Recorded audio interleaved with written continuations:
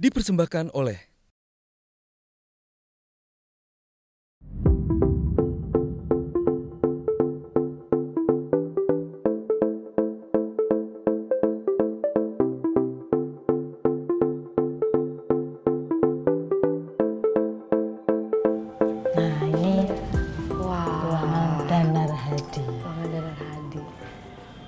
Jadi kalau sejarahnya itu dari sejak tahun berapa batik Danar Hadi ini? Ya.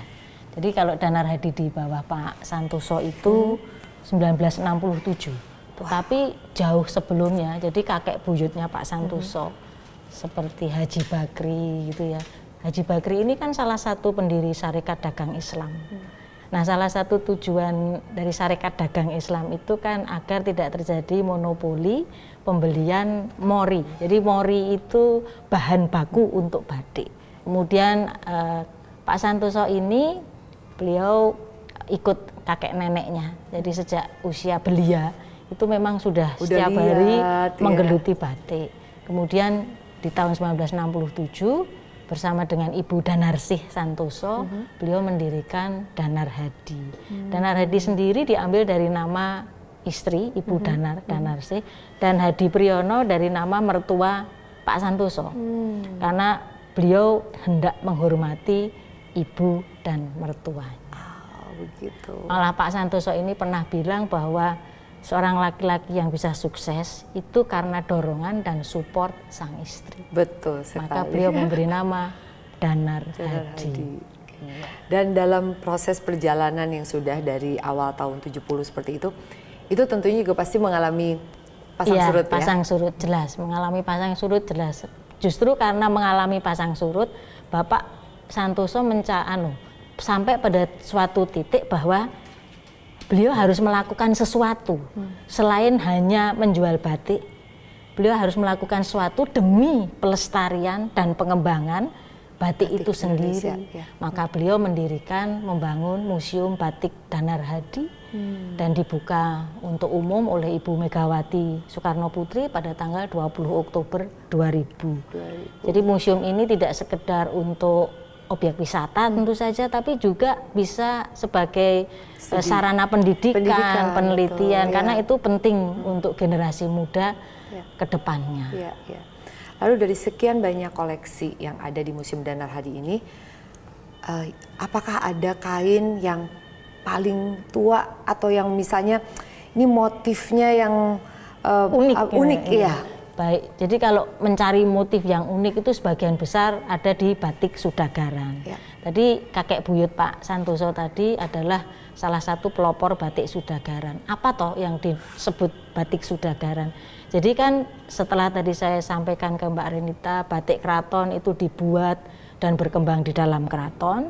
Setelah semakin lama berkembang, yang membuat putri-putri keraton kewalahan dan kemudian menyerahkan kepada abdi dalem, pegawai yang ada di keraton. Dibuatlah batik itu oleh para abdi dalem yang tinggal di luar tembok keraton. Setelah itu mereka juga ingin memakai dan ingin membuat. Mereka meminta izin kepada keraton apakah diperkenankan. Bisa atau tidak. Kemudian diperkenankan, namun dengan syarat bahwa pola yang dibuat oleh kelompok abdi dalem ini tidak boleh sama. Harus beda tentunya ya. Ada perubahan atau penambahan. Kalau persis tidak boleh, tapi kalau misalnya katakanlah parang kemudian diberi entah bunga-bunga, entah daun, itu diperbolehkan.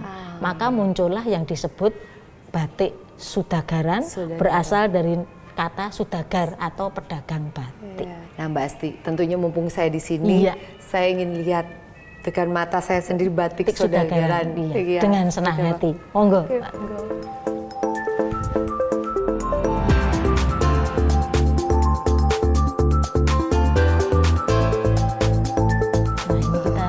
Sampai di section batik Sudagaran. Yang pertama Sudagaran Surakarta.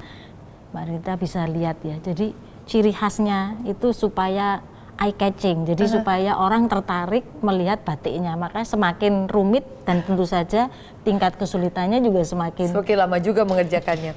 Ini kan ada backgroundnya, ada titik-titik banyak. Iya, bagus sekali, ada bunga ya. Lalu berikutnya misalnya ada alas-alasan kupu.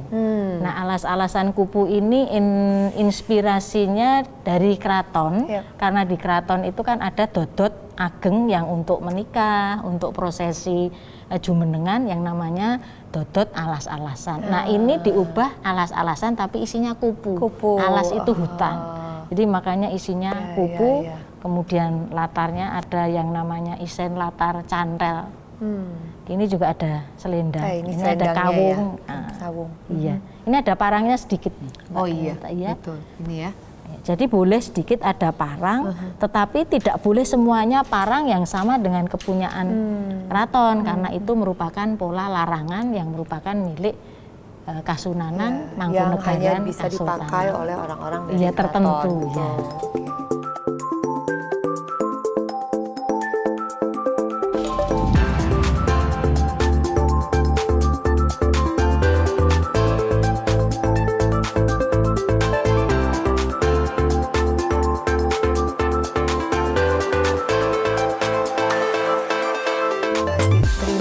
Banyak sekali, dan sebetulnya masih kurang nih ilmu yang saya minta diceritakan Mbak Asti tentang batik Indonesia ini sangat luar biasa sekali, dan melihat bagaimana koleksi yang ada di museum ini dan selama perjalanan di Solo ini, kita semakin menyadari bahwa batik Indonesia itu merupakan karya seni budaya yang sangat luar biasa yang harus dijaga oleh kita semua. Iya, betul sekali. Dan harapannya untuk generasi muda sekarang, ya tentunya paling tidak yang harus dilakukan oleh kita semua adalah memakai batik itu batik tulis atau batik cap minimum ya, karena batik printing itu bukan batik pemirsa.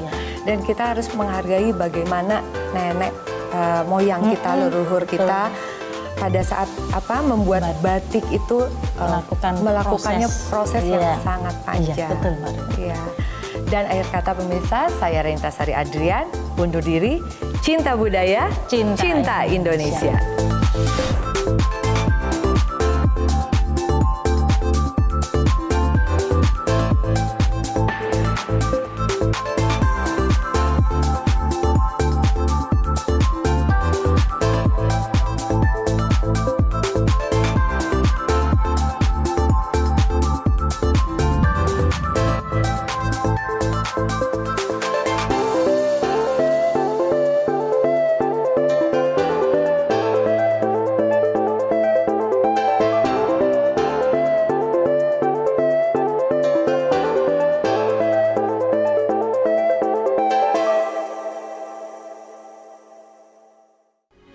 Metro TV, knowledge to elevate. Dipersembahkan oleh